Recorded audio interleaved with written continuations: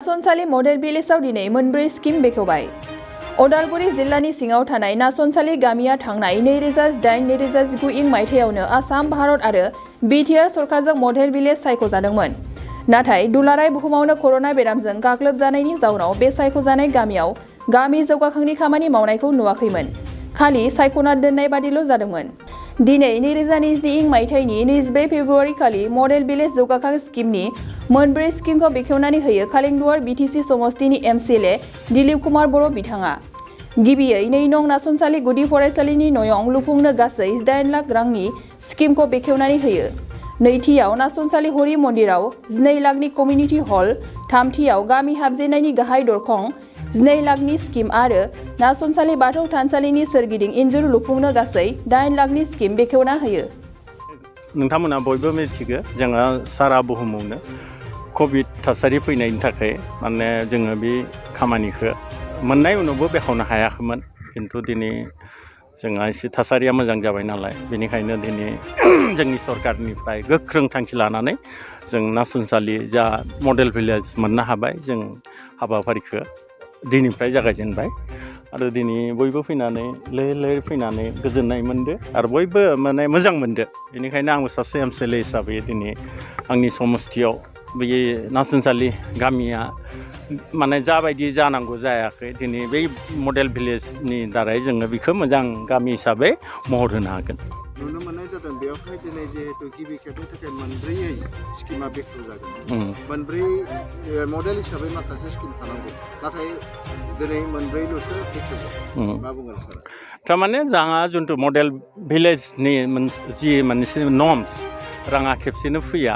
दा जोंहा बेयाव फैदो 50L थारमाने लाक्स फैदो। बिनि थाखायनो जोङो बेयाव बे खेबाव जोङो स्कुल गंसे हमनाय जादो। बे स्कुलाव 18 लाक्स हमदो, मोनसे कमिउनिटि हल हमनाय जादो, बेयाव 12 लाक्स। ओमफ्राय जिथु नासनसालि गामिनि मोनसे गेट बानायनाय जादो, बेयाव 12 लाक्स। बेनिफ्राय मोनसे जोङो बाथौ मन्दिरनि थाखाय बाउडारि वाल हमनाय जादों, बेयाव 8 लाक्स, टटेल 50 लाक्स। बै खामानिखौ मावनायनि उनाव दिनै जोङो इउटिलाइजेसन सार्टिफिकेट होनांगोन। बिनिफ्राय आखौ जोङो हमनांगोन मा मावगोन। दा बे जोङो बयबो जोंनि सरकारनिबो मानसि थागोन आरो गामिनि माने मेलेमजिबि गामिनि मानसिजों जों सावरायनानै माखौ नांगौ माने महर होनो थाखाय नांगौ बेखौ जों हमनानै आखौ खामानि मावनाय जागोन। दा 50 लाक्सखौ जों मावनानै इउटिलाइजेसन होनायनि उनाव आखौ जोङो मोनसे डिपिआर बानायगोन। दा बेनिखायनो बे खेबाव जोङो मोनब्रै बे एस्टिमेटखौ लानानै दिनैनि बे हाबाफारियाव जों बेखेवनाय जागोन। दिनै जोबोद जों गोजोननाय मोन्दों आरो आंबो नासनसालिनि गामिनिनो सासे थागिबि सुबुं। आं सिगांथाराव असम सरकार बिटिआर सरकारखौ आङो धन्यबाद होदों, साबायखर जासिदों। मानोना नासनसालि गामिया गोबां गोग्लैसोना थानाय मोनसे गामि, बर' गामि। आरो बेयाव बर' गामि होनना बुङोब्ला हयथ' भुल जागोन। बेयाव जोङो मिक्स दङ, बर'फोर थाबाय, आसामिसफोर थाबाय, आदिबासि थाबाय, नेपालिफोरबो थाबाय खाथि खाला। गतिके बेबायदि जयै थानाय मोनसे जायगाखौ दिनै आसाम सरकार बिटिआर सरकारा मडेल भिलेज बा आदर्श गाव होननानै घोषणा होदों। बेनि थाखाय आङो बिथांमोनखौ साबायखर जासिदों। दा नंगौ, दिनैनिफ्राय 2 बोसोर सिगाङाव बे घोषणा जादोंमोन, नाथाय कभिड पेन्डामिकनि थाखाय माखासे खामानिया सरकारि भाबैबो आरो माखासे पाब्लिक लेभेलावबो जिखिनि खामानि दामानि मावनांगौ दंमोन बेखौ जोङो हायाखैमोन आरो बेनि थाखायनो हयथ' बे एसे लेट जादों।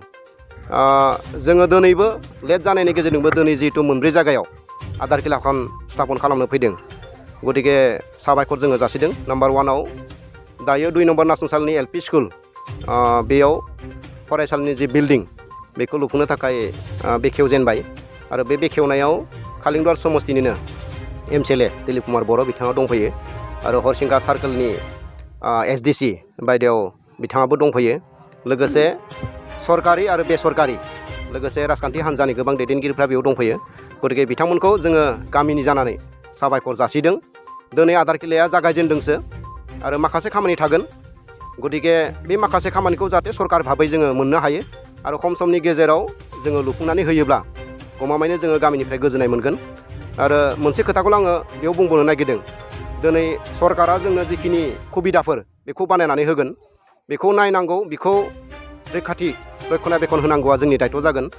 आरो सरकारा बेखौ मडेल भिलेज बा आदरखौ गाव हिसाबै गख'नानै होबाय खिन्थु गामिनि रायजो राजाफ्राबो एसे मडेल जानांगोन खारन रायजो माने सरकारा बा अफिसारफोरा सानफ्रोमबो जोंखौ बेयाव खहाय खालामबाय थानाय नङा रायजो राजाफ्रा बेयाव जिखिनि अनुस्थान प्रतिष्ठानफोर मोनगोन बेखौ रयखना बेखना होनांगौआ जोंनि दायथ' थेंक इउ गोदानै जिहेतु आफादगिरि नाजावदो आरो नाजावनानै आंनि लकेल समस्ति खालिंदर समस्ति बे समस्तियाव जे मडेल भिलेज हिसाबै माने घोषणा खालामबाय बिनि थाखाय निस्सय असम सरकार आरो बिटिसि सरकारा आङो पार्टिनि जानानै बा आफादगिरि जानानै रोजा रोजा साबायखर बावदों आरो लोगोसे बे मडेल भिलेज जिहेतु जाबाय बिनि गोबां खामानि थाहैबाय आगुआव दा दैदेनगिरिफोरनि एसेबाबो बुंनांगोन जिहेतु आं बे गामिनि लोगो जड़ित दा बेयाव मडेल भिलेज जानायनि प्रथम उत्पन्नआ जोंहा नासनसालि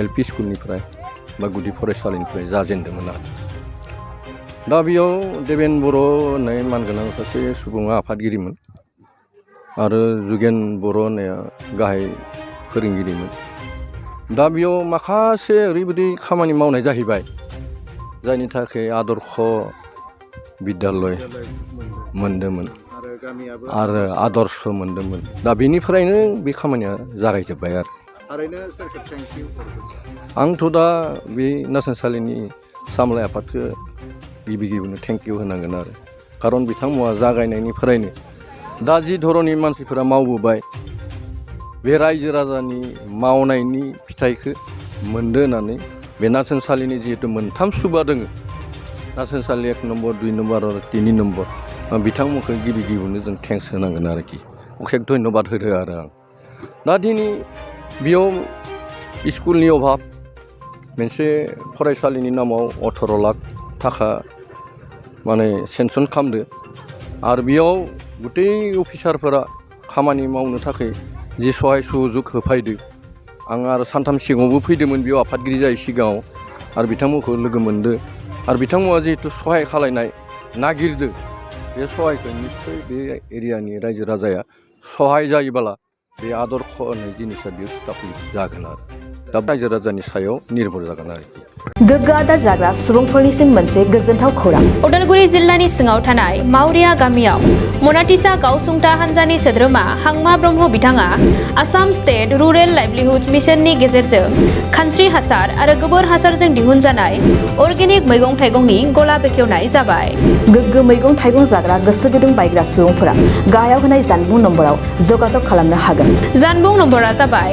8011748256 जानबुं नं 8011748256 गोजोनथाव खौरां गोसो गुदुं फरायसा एबा सुबुंफोरनि थाखाय टारगेट कचिं इनस्टिट्यूटआ बेसेन गोसा सुबिदा लानानै फैदों जायफोर बिथांमोना banking railway SSC insurance defence Assam police बायदि आनजादनि थाखाय साखाफारा जानो मोजां खाबु मोनाखै बैसोर बायदि फरायसा एबा सुबुंफोरनि थाखाय मोनसे मोजां खाबु सफैदों बरपेटा रोड विशाल मेगा मार्टनि साखाथियाव थानाय आमतलाव बे टारगेट कचिं इनस्टिट्यूटखौ खुलिनाय जादों आथिखालनि साख्रि मोनै आरो बेकार जेंनाखौ नोजोर होनानै बे टारगेट कचिं इनस्टिट्यूटआ सोलोंसाफोरखौ गोबां गियान होनो थाखाय राहा लादों बे टारगेट कचिं इनस्टिट्यूटआव सोलोंथाइ होनो लानाय आयदाफोरा जाबाय banking railway SSC insurance defence आरो आसाम पुलिस जायफोर सोलोंनो गोसो गुदुं बिथांमोना टारगेट कचिं इनस्टिट्यूटआव मुं थिसननो एबा गोबां मिथिनो थाखाय 8134097059 एबा 8638961177 जानबुं नाम्बाराव जगाजग खालामनो हागोन